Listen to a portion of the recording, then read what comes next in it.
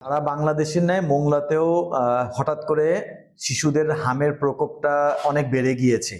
গত 31 মার্চ 2026 থেকে আজ 6 এপ্রিল 2026 আমাদের উপজেলা স্বাস্থ্য কমপ্লেক্সে মোট 19 জন সম্ভাব্য হামের রোগী চিকিৎসা নিয়েছে। তার মধ্যে 3 জনকে আমরা হাসপাতালে ভর্তি করিয়েছি, 2 জন ইতোমধ্যে সুস্থ হয়ে বাড়িতে চলে গিয়েছে, আর 1 জন আজকে ভর্তি আছে। আপনারা জানেন যে হামের গত বছর টিকার কিছু স্বল্পতা থাকায় অনেক বাচ্চা ঠিকমতো টিকা না পাওয়ায় হঠাৎ করে সারা দেশব্যাপী এই হামের প্রকোপটা বেড়ে গিয়েছে। আমরা ইতোমধ্যে বিশেষভাবে হামের টিকা দেওয়ার জন্য উদ্যোগ নিয়েছি। আমাদের মোংলা উপজেলা স্বাস্থ্য কমপ্লেক্স এবং ইউনিয়ন পর্যায়ে বাচ্চাদের, বিশেষ করে 2 বছর বয়স পর্যন্ত যে সকল বাচ্চা এখনো পর্যন্ত হামের টিকা পায়নি বা অর্ধেক পেয়েছে, তাদেরকে আমরা হামের টিকা দেওয়ার ব্যবস্থা নিয়েছি।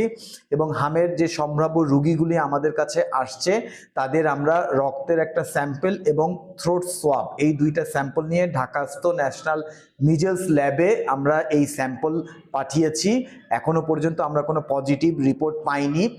রিপোর্ট পেলে আমরা আসলে বলতে পারবো এই 19 জনের মধ্যে মোট কতজন পজিটিভ রোগী।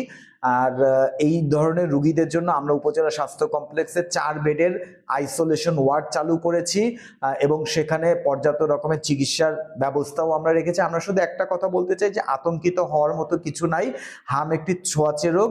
এই হাম রোগ একজনের থেকে প্রায় 18 জনকে ছড়াতে পারে। এই জন্য সম্ভাব্য হামের রোগীকে আমরা আইসোলেশন অর্থাৎ ঘরে থাকতে বলি, এবং এটা যেহেতু ভাইরাস জনিত রোগ, 5 থেকে 7 দিন সময় লাগে এই রোগটি ভালো হতে।